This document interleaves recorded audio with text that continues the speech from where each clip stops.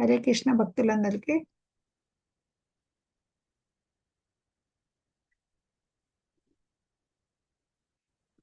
ఈరోజు భక్తి సదాచార కార్యక్రమానికి వచ్చిన భక్తులందరికీ స్వాగతం అండి, సుస్వాగతము. మనం ఈరోజు అంబరీషుని గురించి తెలుసుకోబోతున్నాము. హరే కృష్ణ. ఓం అజ్ఞానతిమిరాంధస్య జ్ఞానాంజనశలాకయా చక్షురున్మిళితం యేన తస్మై శ్రీ గురవే నమః. శ్రీ వందే శ్రీగురో శ్రీయుత పదకమలం శ్రీగురూన్ వైష్ణవాంశ్చ శ్రీరూపం సాగ్రజాతం సహగణ రఘునాథాన్వితం తం సజీవం సాద్వైతం సావధూతం పరిజన సహితం కృష్ణ చైతన్య దేవం శ్రీరాధా కృష్ణ పాదాన్ సహగణ లలితా శ్రీ విశాఖాన్వితాం చ. हे कृष्ण करुणा सिंधो दीनबंधो जगत्पते गोपेश गोपिका कांता राधा कांता नमोस्तुते. तप्त कांचन गौरांगी राधे वृंदावनेश्वरी वृषभानुसुते देवी प्रणमामि हरिप्रिये. वाञ्छाकल्पतरुभ्यश्च कृपा सेव च पतितानां पावनेभ्यो वैष्णवेभ्यो नमो नमः. नमो विष्णुपादाय कृष्णप्रेष्ठाय भूतले श्रीमते भक्तिवेदान्त स्वामिनिति नामिने.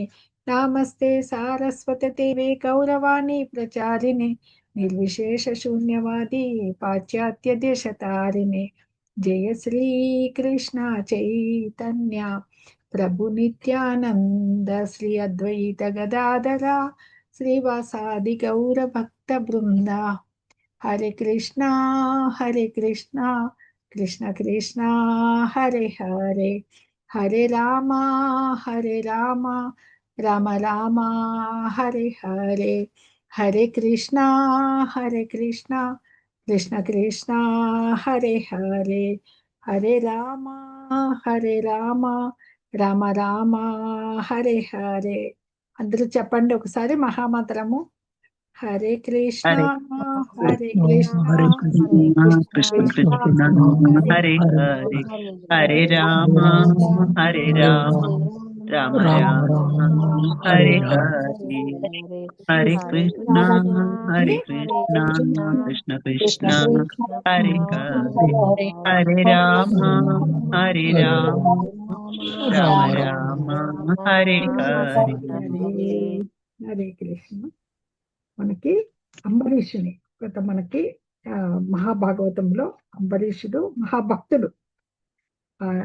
నభకుడు అని మనకి ఈ రాజులో ఉన్నారు కదా, పరంపరగా వచ్చే ఆ వంశంలో ఇతను ఉన్నాడనమాట. ఈ నభగుడు ఎవరి కుమారుడు? ఈయన మనుపుత్రుడు నభగుడు. అతని తనయుడు నాభాగుడు. ఈ నాభాగుడు తనయుడు వచ్చి ఈయన అంబరీషుడు అనమాట. ఆ నాభాగునికి పరమ భాగవతుడకు అంబరీషుడు జన్మించున్నాడు అనమాట. అంబరీషుడు ప్రపంచ చక్రవర్తి అయినా కూడా ఎలాంటి వాడంటే అంతా అశ్వరమే. ఐశ్వర్యం అంతా నశ్వరం అంటే నశించిపోయేదే అని. భౌతిక ఐశ్వర్యం అనేది బద్ధ జీవితంలో బందీకృతం చేస్తుందని తెలిసి దాని పట్ల అసంగుడై ఉంటాడు అనమాట. అందుకని ఈ విధంగా అసంగుడై ఉంటాడు కాబట్టి మన మనస్సుని ఇంద్రియాలని నిరంతరం భగవత్ సేవలోనే నెలకొల్పాడు. అది యుక్త వైరాగ్యం. మనకు చెప్తారు కదా, యుక్త వైరాగ్యం ఫల్గు వైరాగ్యం గురించి రూపగోస్వామి యుక్త వైరాగ్యం అనమాట.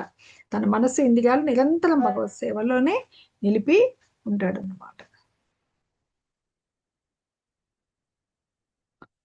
హరే కృష్ణ. అది భగవత్ సేవకైన అంబరీషుడు ఎంత ఐశ్వర్యమైనా కూడా ఐశ్వర్యవంతుడు. సరే, ఐశ్వర్యాన్ని ఎలా ఉపయోగించాడు? భగవత్ సేవని ఎంతో అద్భుతంగా నిర్వహించేదానికి ఉపయోగించాడు అనమాట. ఐశ్వర్యవంతుడు కానీ వైభవోపేతంగా నిర్ణయం చేశాడు అనమాట.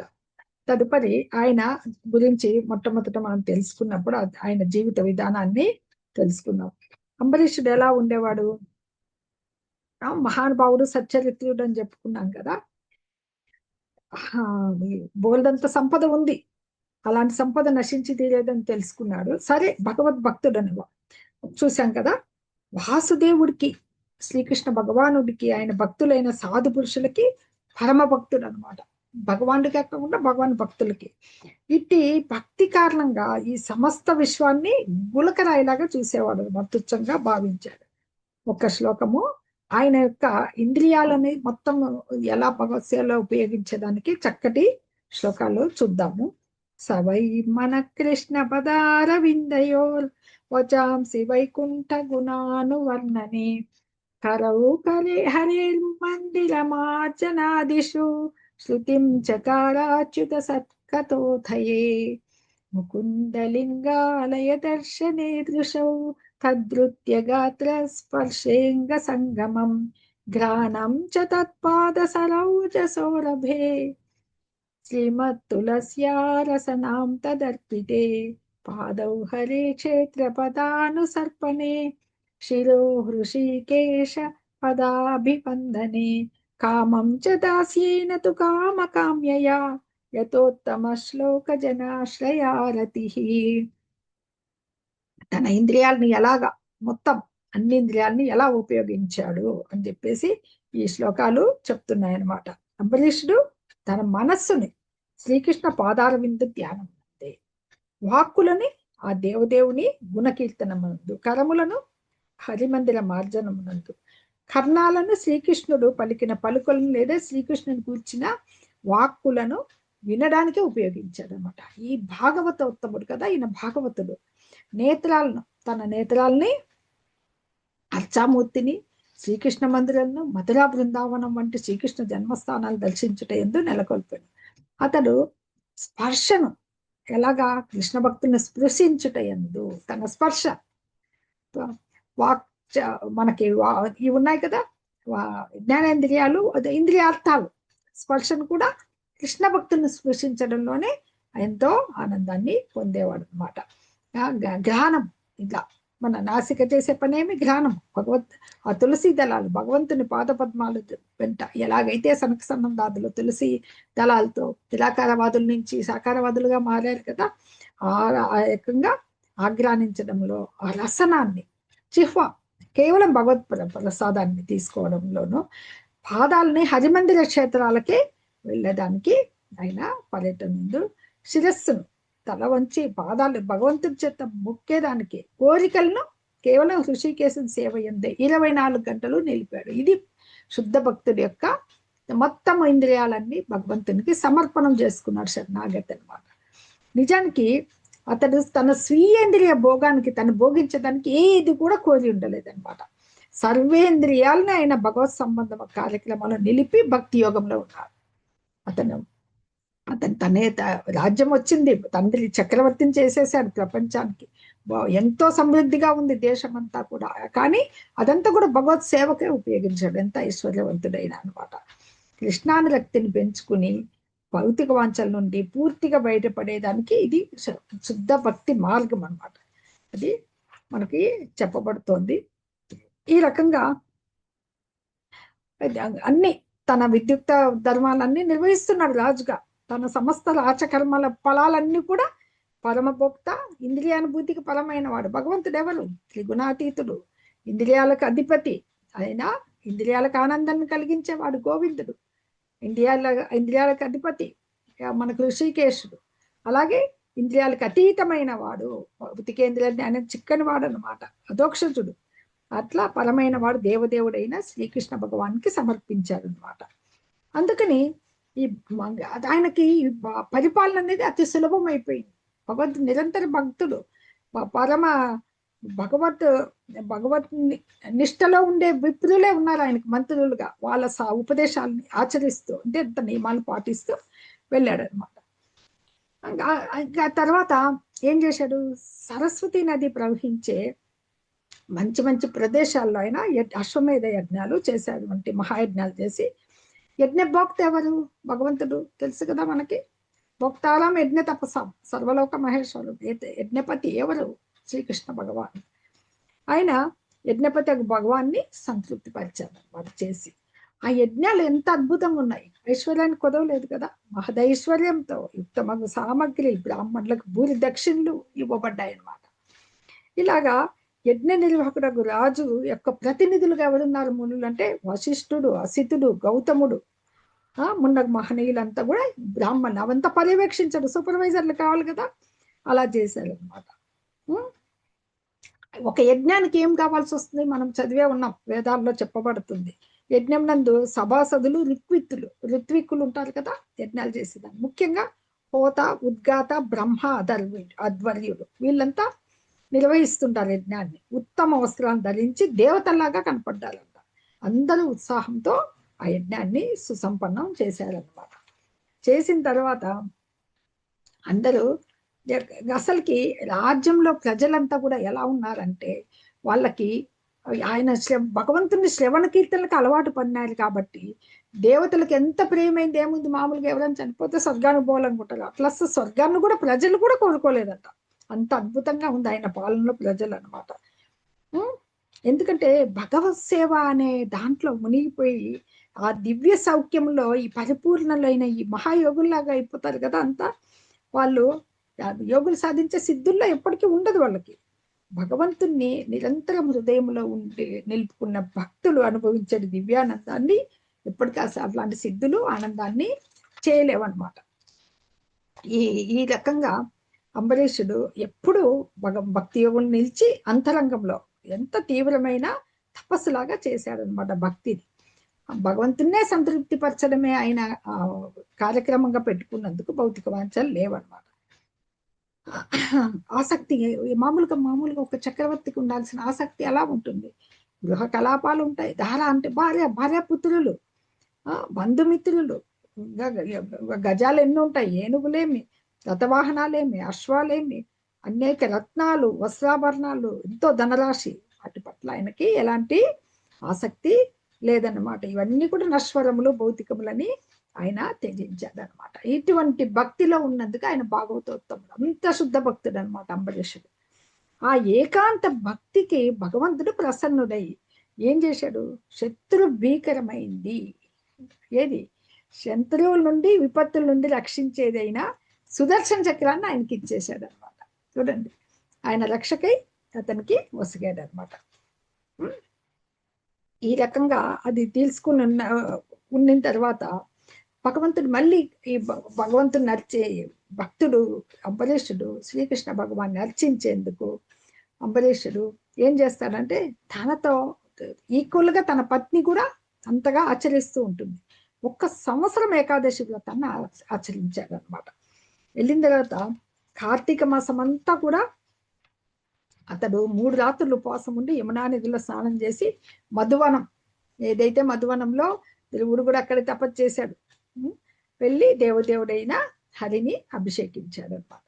ఈ మహాభిషేక విధిని అనుసరించి సర్వోపచారాలతో శ్రీకృష్ణ భగవాన్ని అచ్చామూర్తికి అభిషేక కార్యక్రమాన్ని అనరించాడు. ఉత్తమ వస్త్రాలు, ఆభరణాలు, సుగంధ పుష్పమాలలు, ఇతర పూజా ద్రవ్యాలు అన్ని భగవంతుని అలంకరించి భక్తి శ్రద్ధలతో, ఇంకా వీళ్ళు బ్రాహ్మణులకు ఏమన్నా ఇవ్వాలనుకుంటే మహాభాగులను వాళ్ళు కూడా భౌతిక వాంఛారహితులైన బ్రాహ్మణులను కూడా ఆయన అర్చించడం జరిగిందనమాట.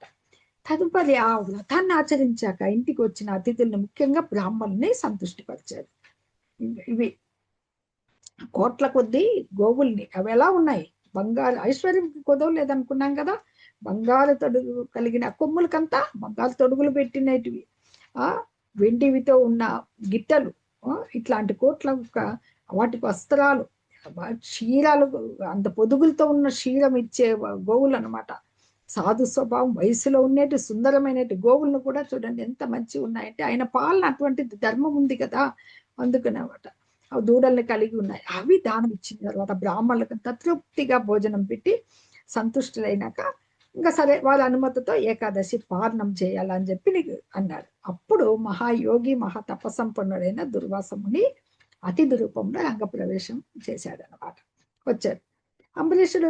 సాధారణంగా ముందు మామూలు బ్రాహ్మణులు వీళ్ళనే ఇంత సంతృప్తి పరిచినప్పుడు ఒక ముని వచ్చారంటే ఇంకా అద్భుతంగా ఆయన్ని రిసీవ్ చేసుకుంటారు కదా. దుర్వాస మునిని ఆహ్వానించి ఆసనాన్ని సమర్పించి పూజోపచారాలచే ఆయన్ని పూజించాడు అనమాట.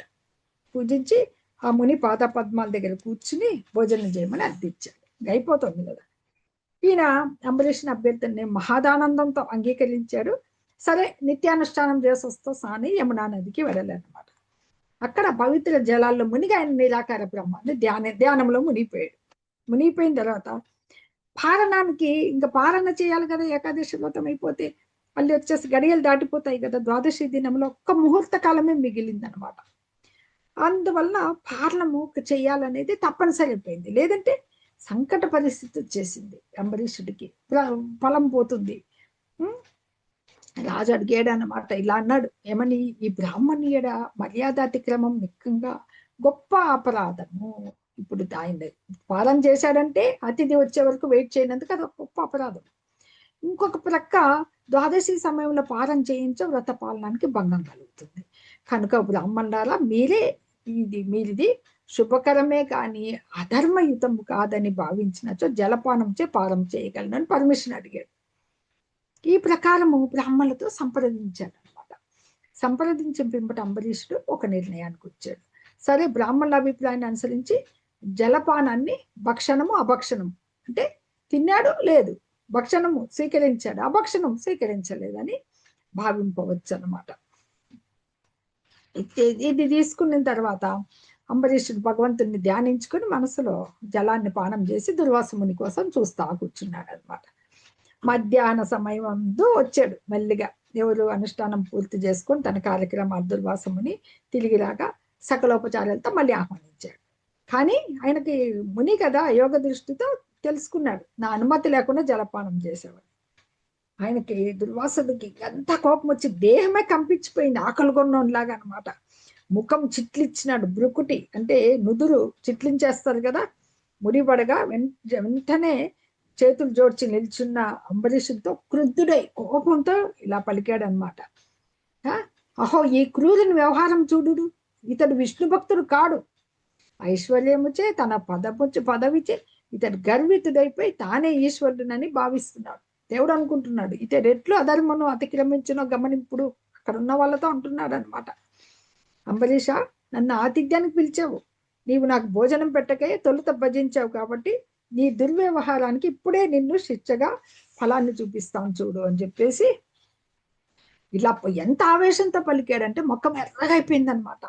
అయిపోయి ఇంకా శిరస్సు నుంచి, వాళ్ళు మునులు కదా, జడలు కట్టిపోయి ఉంటుంది జుట్టంతా, ఒక జటను పీకి అంబరీషం చర్చించే దానికి కాలాగిని పోలిన కృత్యాన్ని ఒక సృష్టించాడు అనమాట. ఆ జ్వలించుతున్నది ఆ కృత్య ఎలా ఉందంటే ఒక త్రిశూలం పట్టేసి మండుతోందంట. ఆ అడుగులతో భూమిని ఆమె అడుగులు వేస్తూ ఉంటే కంపిస్తోందంట భూమి. అంబరీషం చెంతకి వచ్చేదనమాట. కానీ ఆ రాజు దాన్ని చూసి పారిపోవడం ఏం చేయలే, శుభ్రంగా స్థానం నుంచి కొంచెం కూడా కదలకుండా అలాగే నిలబడి ఉన్నాడు. ఉంటే అప్పుడు వచ్చింది, ఎలాగైతే అగ్ని ఒక సర్పాన్ని ఎలాగా దహించినట్లుగా భగవంతుని పూర్వాదేశము సుదర్శన చక్రము భక్తుని రక్షించుటకే వెంటనే ఆ కృత్యాన్ని దగ్ధం చేసిన పిదప తన యత్నము విఫలమగిందే చూసి ఆ సుదర్శన చక్రము తనకి ఎదురుగా వస్తుంది. ఇప్పుడు దుర్వాస మహాముని ఏదైతే ప్రయత్నం చేశాడో అది విఫలమైపోయింది, ఆ కృత్యం వెళ్ళిపోయింది. పైగా అది ఎలా వస్తుంది, దుర్వాసుడి మీదకి వస్తుంది అనమాట. దుర్వాసుడికి భీతి కలిగింది, భయంగా కలిగింది. ఇంకా తన ప్రాణాలు రక్షించుకోవాలి కదా, అన్ని దిశల్లో పరిగెత్తాడు అనమాట. పరిగెడితే ఎలాగైతే మంటలు ఒకసారి దావాగినంటే అడవుల్లో మండుకున్నప్పుడు ఎంత ఫాస్ట్గా అంటుకొని వెళ్ళిపోతాయో అలాగా భగవంతుని సుదర్శన చక్రము దుర్వాస మహాముని వెంబడి వెళ్ళిందనమాట. దాదాపు ఎక్కడ పోయినా వెంట వస్తుంది. అతనికి సుమేరు పర్వత గుహలో దాక్కుందామని, సుమేరు పర్వతం తెలుసు కదా, మేల్పర్వతం, దాంట్లో వేగంగా పరుగు తీశారు అనమాట. అన్ని దిక్కుల్లోనూ ఎక్కడికి పోతే అక్కడికి వస్తుంది. ఆకాశము, ధరిత్రి, గుహలు, సముద్రాలు, ముల్లోకాలు, స్వర్గము, ఎక్కడికి వెళ్ళినా సుదర్శన చక్రం వెంబడే వస్తుంది అనమాట. ఎక్కడికి వెళ్ళినా వస్తోందని చెప్పేసి భయపడిపోయిన హృదయం గలగవాడయ్యాడు అనమాట దుర్వాసుడు. అయ్యి ఆశ్రయమును కోరి మొట్టమొదట పరుగు తీసిన చివరికి బ్రహ్మదేవుడి దగ్గరికి వెళ్ళాడు. వెళ్ళి, ప్రభు బ్రహ్మదేవ, ఈ దేవదేవుడు ప్రయోగించిన ఈ సుదర్శన చక్రం నుండి నన్ను రక్షింపుము అని చెప్పేసి అడిగాడు. అప్పుడు బ్రహ్మదేవుడు ఏమంటాడంటే, దీపరార్థం ద్విపరార్థము చివరన లీలలు ముగిసినంతటా మనకి తన బ్రుకుటి కదలిక చేతనే అనే సమస్తాన్ని ఎరించింటాడు కదా విష్ణు భగవానుడు. మా లోకాలతో పాటు అన్ని సమస్త లోకాలను కూడా లయమనిస్తాడు. ప్రళయం వచ్చినప్పుడు కదా నేను ఉండను, శివుడు ఉండడు, దక్షుడు ఉండడు, భృగువు, భూతనాథులు, ప్రజాపాలకులు అందరూ కూడా ఆయన, మేమంతా కూడా ఆయన యొక్క ఆజ్ఞలు శిరసా వహిస్తున్నాం మేము. అందుకని నేను అది శిరహా వేస్తున్నాం, నేనేం చేయలేను అని చెప్తాడు అన్నమాట. నీ లక్షణానికి నిరాకరించేస్తాడు ఆయన. ఈ సుదర్శన చక్రం ఇది వెంపడి పడిన దీంతో ఇతను భయపడిపోయిన దుర్వాసుడు బ్రహ్మచేత ఇలా తిరస్కరించాడు కదా. అప్పుడు కైలాసవాసి అయిన శివుణ్ణి ఆశ్రయించడానికి వెళ్తాడు అనమాట. శివుడు ఏం చెప్తాడంటే,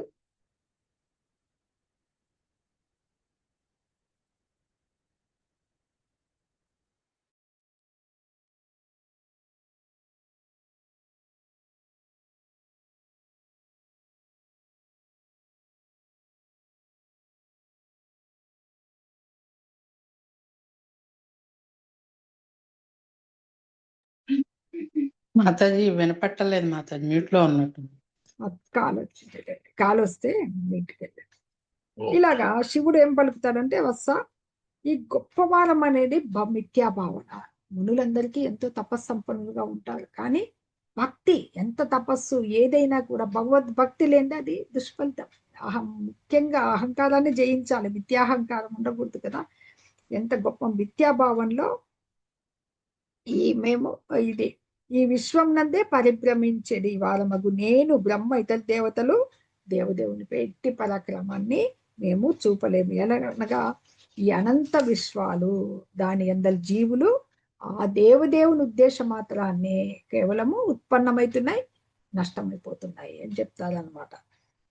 నేను అంటే ఇక్కడ శివుడు, సనత్ కుమారుడు, నారదుడు, బ్రహ్మ, దేవహూతి కుమారుడు కపిలుడు, వ్యాసుడు, దేవులుడు, యమరాజు, అసురి, మరీచి, ఋషులు, సిద్ధపురుషులు, భూత భవిష్యత్ వర్తమానాలు వీళ్ళందరికీ తెలుసు. ఎరిగిన వారమైనా కూడా భగవన్ మాయ ఆవరింపబడిన వారమై ఆ మాయ ఎంత విస్తారమైందో తెలియలేదు. ఎంత భూత భవిష్యత్ వర్తమానాలు కాలాలు చేస్తే మాయ ఎందుకు తెలుసుకోలేదన్నమాట. ఈ సుదర్శన చక్రం మాకు దాన్ని ఆపేదానికి నాకు సాధ్యం కాదు.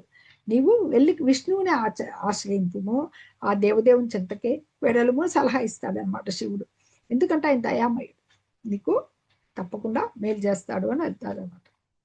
సరే, శివాశ్రయం కూడా దుర్వాసునికి నిరాశ కలిగజేసింది కాబట్టి నారాయణుడు ఎలా ఉంటాడు, లక్ష్మీ సమేతుడు ఉండే వైకుంఠంలో ఉంటారు కదా, అక్కడికి వెళ్తాడనమాట. అప్పుడు ఇక ఇంత బాధపడి ఇంకా ఆయన వెంటనే ఆయన పాదాలకి మొక్కి శరీరం మునికిపోతోందన్నమాట. దేవుడు అచ్యుత అనంత జగద్రక్షక భక్త జనాభీష్ట ప్రభు, నేను మహాపరాతిని ఒప్పుకున్నాడు, దయచేసి నన్ను రక్షింపు అని చెప్తాడనమాట. నేను ఏమని, నీ అనంత శక్తిని నేను తెలుసుకోలేకపోయాను, నీ ప్రియతమైన భక్తులకి నేను అపరాధం చేసేసాను, ఈ అపరాధాన్ని నుంచి నన్ను రక్షించు, ఏదైనా చేయగలిగే సమర్థుడు కదా నీవు. ఎలా అంటే ఒక వ్యక్తి నరకానికి పోవాల్సి ఉన్నా కూడా హృదయంలో కేవలము నీ పవిత్ర నామాన్ని తలుచుకోవడం వల్ల ఎవరినైనా ఉద్ధరిస్తావు. నామానికి అంత ప్రభావం ఉంది. ఇంకా భగవంతుడు అనుకుంటే ఎంతసేపు అంటే, భగవంతుడు ఏం జవాబు చెప్తారంటే, బ్రాహ్మణునితో నేను పూర్తిగా నా భక్తులకు వశుడై ఉన్నాను. నిజానికి నాకే స్వతంత్రం లేదు. ఇప్పుడు సుదర్శన చక్రం మీద భగవంతుడు ఆయనకి ఇచ్చేసాడు, ఆయనకే స్వతంత్రం లేదనమాట. నేను అస్వతంత్రుడని, నా భక్తులు పూర్తిగా భౌతిక వాంఛారహితుడు. ఎలా ఉన్నాడు, ఎంత ఐశ్వర్యము ఒక ప్రపంచానికి. చక్రవర్తి అంబరీషుడు ఏమన్నా ఎంత భాగవతోత్తముడుగా నిరంతరము భగవద్భక్తిలో సర్వేంద్రియాలను ఉపయోగించి ఆయనకి భక్తి చేస్తున్నాడు అనమాట. కాబట్టి ఈ భగవద్భక్తులు ఎలా ఉంటారు, శుద్ధ భక్తులు భౌతిక వాంఛారహితులు కాబట్టి వాళ్ళ హృదయంలో నేను నివసిస్తాను. నా భక్తుని మాట ఎలా కూడా, నా భక్తులకి భక్తులు కూడా నాకు ప్రియమైన వారే అని చెప్పేసి ఆయన చెప్తాడనమాట. కాబట్టి ఓ బ్రాహ్మణోత్తమా, నేను ఏ సాధు మహాత్ములకు నేనే గతి అయి ఉన్నానో అట్టి భక్తులు లేనిదే దివ్యానందాన్ని కానీ పరమైశ్వర్యాన్ని కానీ నేను అనుభవింపగోరను. అంత ఇష్టం ఆయనకి భక్తులు అంటే. భక్త వత్సలుడు కదా ఆయన. అందుకని ఇంకా నేను నా కోసము అన్నీ వదులుకుంటారు వాళ్ళు. ఏవేవి? ఇహపరాలందు నా సేవ కొరకు ఇల్లు, గృహము, భార్య పిల్లలు, బంధువులు, ధనాన్ని, ప్రాణాన్నైనా వదులుతారు. కాబట్టి వాళ్ళు నేను ఎట్లా వదులుతాను? కాబట్టి నా శుద్ధ భక్తులు నన్ను వశం చేసేసుకున్నారు. కాబట్టి నాకు స్వతంత్రం లేదు. నా భక్తులు ఈ ఇది ఈ 5 ముక్తులు ఉన్నాయి కూడా, అవి కూడా వాళ్ళ అనురక్తులు కాదు.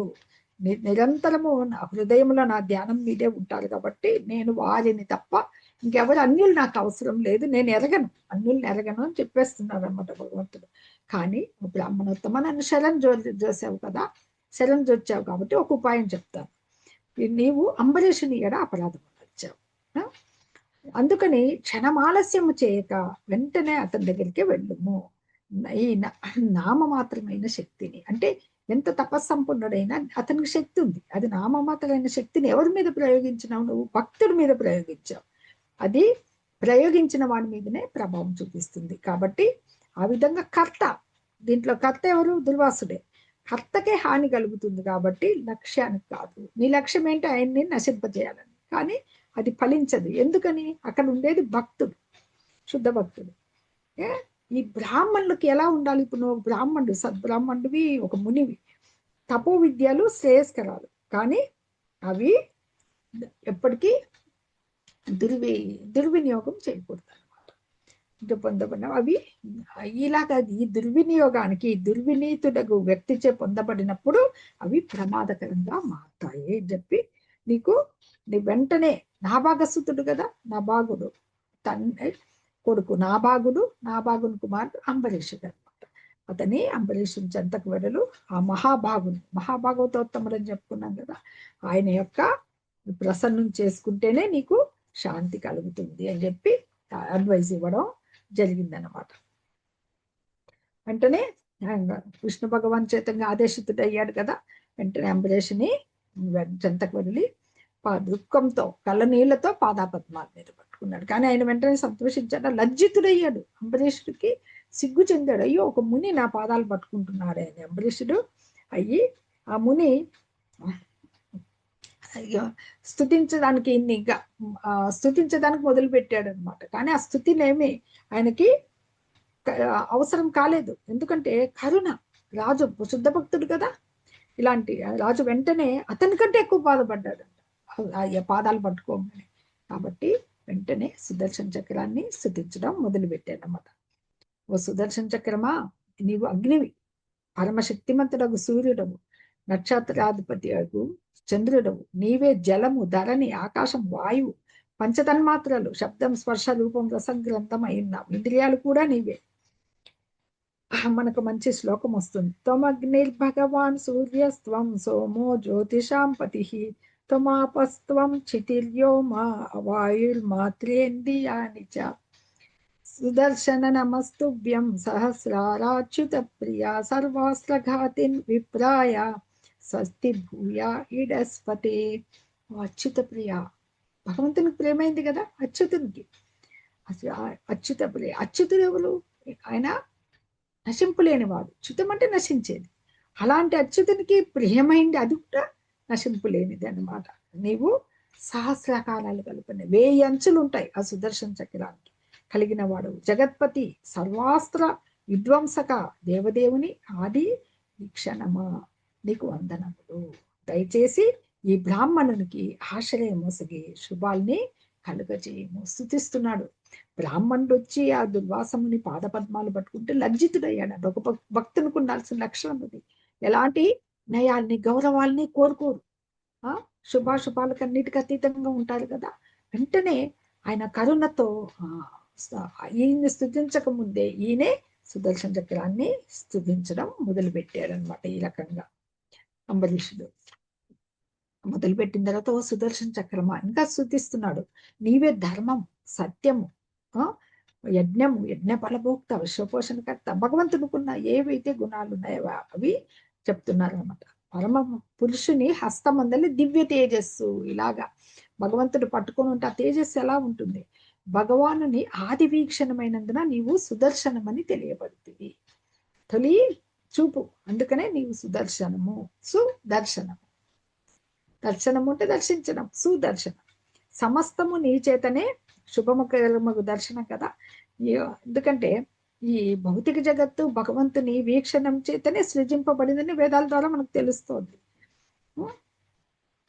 అలాగే ఈ ఇది ఈ నీ సమస్తము నీ చేతనే సృజింపబడినది కనుక నీవు సర్వాత్ముడు అంటే భగవంతునితో పోలుస్తున్నారు అన్నమాట ఇక్కడ. ఇంకా సునాభ, ఓ సుదర్శనమా, నీవు సర్వధర్మ పరీక్షకులు. భగవంతునే స్తుతిస్తున్నాడు ఇక్కడ. సాక్షాత్తు విష్ణు భగవాన్నే, ఆయన ప్రతిరూపమే కదా. ఆయన ఇవన్నీ శంఖచక్ర గదా పద్మాలు నిరంతరం ఆయన చేతుల్లో ఉంటాయి కాబట్టి అధర్మ పనులకు దానవులకి నీవు అశుభకరముకు తోకచుక్కల వంటి వాడవు. నిజంగా నీవు త్రిలోక పాలకుడవు, దివ్య తేజోపూర్ణకవు, మనోవేగం కలవాడు, అద్భుత కర్ముడవై ఉన్నావు. నేను కేవలము నమః అని ఉచ్చరించు నీకు నమస్కారం చేయగలిగాను. వాచస్పతి ఇంకా చెప్తున్నా, ధర్మమయమగు నీ తేజస్సు జగత్తు యొక్క అంధకారాన్ని నశింపజేసింది. మహాత్ముల జ్ఞానము ప్రకటితమైనది. నిజమునకు నీ మహిమను దాటిన శక్యమైనది. ఎందుకంటే వ్యక్తావ్యక్తాలు ఏదైతే కనపడుతుందో కనపడదో, స్థూలము సూక్ష్మము ఉచ్చ నీచాలు అన్ని సమస్త విజయాలు కూడా నీ తేజంతో ప్రకటమైనట్టు నీ రూపాలే అయి ఉన్నాయి అని చెప్పి. ఎందుకంటే వెలుగు లేకుండా ఈ భౌతిక జగత్తులో మనము ఏది కూడా చూడలేమన్నమాట. ఈ జగత్తులో వెలుగు ఎవరు? దేవదేవుని ఆది వీక్షణము సుదర్శనం యొక్క తేజము నుండియే వెలువడుచున్నది. ఎందుకంటే అది మొత్తం తేజమంతా అక్కడి నుంచి వస్తుందంట. అజితుడా, దేవదేవునిచే పంపబడినప్పుడు నీవు దైత్య దానవ సైన్యమును ప్రవేశించి రణరంగమున విరాజిల్లుచు వారి భుజములను, ఉదరములను, ఊరువులను, పాదములను, శిరములను నిరంతరము ఖండించు. సుదర్శన చక్రాన్ని వదిలినారంటే భగవంతుడు ఏ యుద్ధములనైనా ఎవరు మిగలరు. ఈ రకంగా స్తుతిస్తున్నాడు అనమాట. ఏమని, ఒక జగద్రక్షక, శత్రు సంహారమందు నీవు ఎంతైనా చేయగలవు కాబట్టి ఆయుధంగా భగవంతుని చేత నువ్వు నియుక్తుడు అయినావు కాబట్టి ఈ బ్రాహ్మణుని అనుగ్రహించు, మాపై ఆయన్ని అనుగ్రహిస్తే మమ్మల్ని అనుగ్రహించినట్లే అని చెప్పి. ఇప్పుడు మళ్ళీ ఏమంటున్నారంటే, మా వంశము సత్పాత్రులకు దానం ఇచ్చి ఉన్నచో, నేనే గనక యజ్ఞయాగాదులు అనుష్ఠానం చేసి ఉన్నచో, నేను చక్కగా స్వధర్మ పాలనం కావించి ఉన్నచో, నేను బ్రాహ్మణులచే మార్గదర్శనం పొంది ఉన్నచో, దానికి ప్రతిఫలంగా తనదంతా చెప్పేస్తున్నాడు, చేసిందంతా తారబోస్తున్నాడు అన్నమాట. ఈ బ్రాహ్మణుడు సుదర్శన చక్ర తాపం నుండి విముక్తుడగుగాక అని ఈయన భగవంతుణ్ణి ఏమంటున్నాడు వేడుకోవడం. అద్వితీయుడు, సర్వగుణాశ్రయుడు, సర్వభూతాత్ముడైన భగవానుడు నాయన ప్రసన్నుడైనచో ఈ బ్రాహ్మణుడు సంతాపముక్తుడు కావాలి అని చెప్పి అడిగాడు అనమాట. అప్పుడు చక్రము శాంతించింది అనమాట. దుర్వాసుని దగ్ధం చేసేది ఆపేసింది అనమాట. అప్పుడు ముక్తుడైపోయిన తర్వాత గొప్పగా ప్రశంసించాడు దుర్వాసుడు ఇతని గుణగణాలను అనమాట. ఆ తర్వాత ఆశీర్వదించడం జరిగిందనమాట. మళ్ళీ ఏమంటాడంటే, ఓ రాజా, భగవద్భక్తుల మహాత్యం నాకు ఇప్పుడు నేను కనులారా దర్శించాను. ఎందుకంటే నేను నీ పట్ల అపరాధం చేశాను, కానీ నీవు నా శుభము కొరకే ప్రార్థించితివి. అందుకే దుర్వాసుడు పాండవులను మీదికి రెచ్చగొట్టి పంపిస్తాడు కదా దుర్యోధనుడు, భోజనం అడగమని చెప్పి. ఇది గుర్తొచ్చి అప్పుడు వెళ్ళిపోతాడు. అప్పుడు కూడా శ్రీకృష్ణుడే కాపాడుతాడు. ఆ అక్షయ పాత్రలో భోజనం అయిపోయినా ఒక చిన్న మెతుకుంటే అది వేసుకుంటే ఈయన శిష్యగణానికి వీళ్ళకందరికీ కడుపు నిండిపోతుంది. దుర్వాసుడు ఒకప్పుడు శ్రీకృష్ణ భక్తులకి ఇబ్బంది పెట్టి ఈ అంబరీషునికి భంగపాటు చెందాను, ఇప్పుడు కూడా ఎందుకని వెళ్ళిపోతాడు. అది తెలుసు కదా, మనకి భారతంలో వస్తుంది ఆ కథ. అలాగా ఈ సాత్వతాంపతి అయిన భగవంతుణ్ణి పొందిన వారికి అసాధ్యమైంది త్యజింప అసంభవమైంది ఏది ఉంటుంది చెప్తున్నాడు దుర్వాసుడు.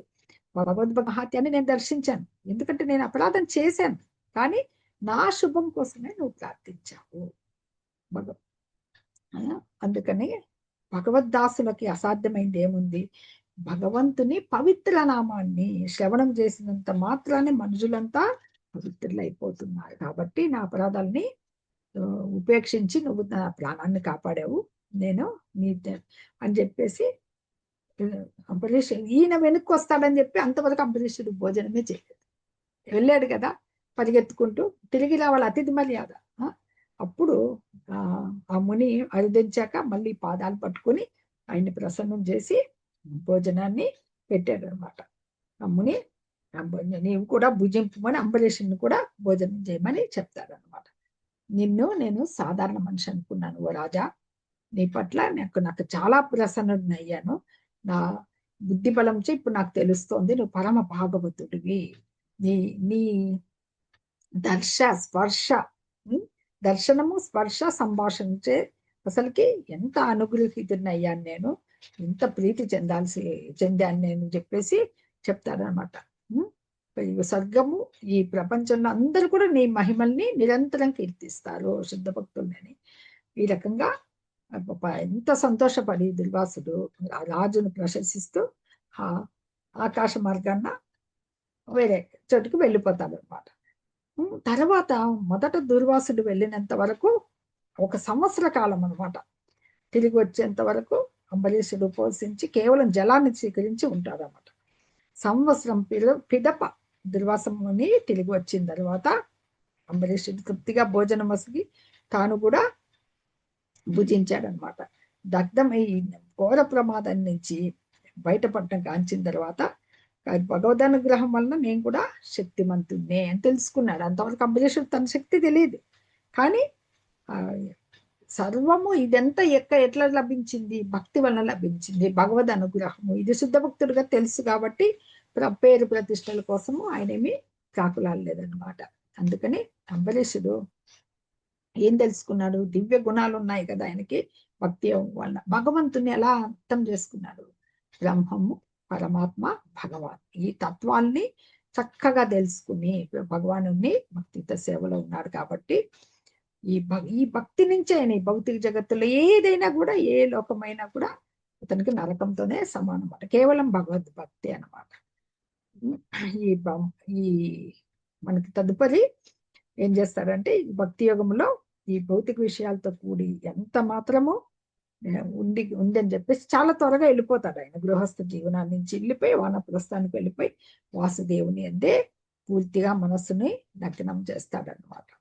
తన పుత్రులకు పనిచేసి విరమిస్తాడు. ప్రతి ఒక్కళ్ళు అంతే కదా. మనము భాగవతంలో చూసాం, ఎవరికి ఉత్తానపాదుడు కూడా ధ్రువుడికి ఇచ్చేసి చాలా త్వరగా ధ్రువుడి వివాహాలు అవి చూడాలని భౌతిక వంచలు విరమిస్తాడనమాట. అలాగే ఎప్పుడైతే తెలుసుకుంటారో భగవంతుడే మనకి అత్యున్నత లక్ష్యంగా తెలుసుకున్నప్పుడు విశుద్ధ భక్తులుగా ఎప్పటికీ ఏ జీవన స్థితి ఎందుకు కూడా ముక్త పురుషులే అన్నమాట. అది జీవితంలో మనకి రూపగోస్వామి కూడా చెప్తారు, కృష్ణ సేవయే మనుషుని ఏకైక కోరిక అయితే జీవితంలో ఏ స్థితి ఏందైనా కూడా ముక్త పురుషులే అని మనకు భక్తిర సముద్ర సింధువులో శ్రీల రూపగోస్వామి వారు చెప్పింటారనమాట. అంబరీషుడు ఆ విధంగా ముక్త పురుషుడు కాబట్టి ఒక ఆదర్శనీయుడైన రాజుగా వానప్రస్థాశ్రమాన్ని స్వీకరించి కుటుంబ బాధ్యత నుంచి బయటపడి భగవంతుని చరణార విందాలపైన పూర్తిగా ధ్యానాన్ని నిలుపుట ప్రతి ఒక్కరికి అత్యంత అవసరం అన్నమాట. కుటుంబ బాధ్యత నుంచి ఆయన వానప్రస్థాశ్రమం స్వీకరించినట్లు. ఇంకా ఇది మనకి శుకదేవ గోస్వామి చెప్తున్నారు కదా, మహాభాగవతాన్ని పరీక్షిత్ మహారాజుకి ఈ అంబరీష చరిత్రాన్ని కీర్తించిన స్మరించిన మనుజుడు విశుద్ధమైన భగవద్భక్తుడు అవుతారు అన్నమాట మిక్కంగా. ఎందుకు ఆయన భక్తి కదా అని చెప్పేసి చెప్తారనమాట. ఇది మనకి చెప్పడం జరిగింది. ఇంకా ముక్తులైతారు, శీఘ్రంగా భక్తులైతారని ఈ అంబరీష చరిత్ర మనకి భాగవతం ద్వారా తెలియబడుతుంది. భక్తులందరికీ హరే కృష్ణ. హరే కృష్ణ మాతాజీ, ప్రణామాలు.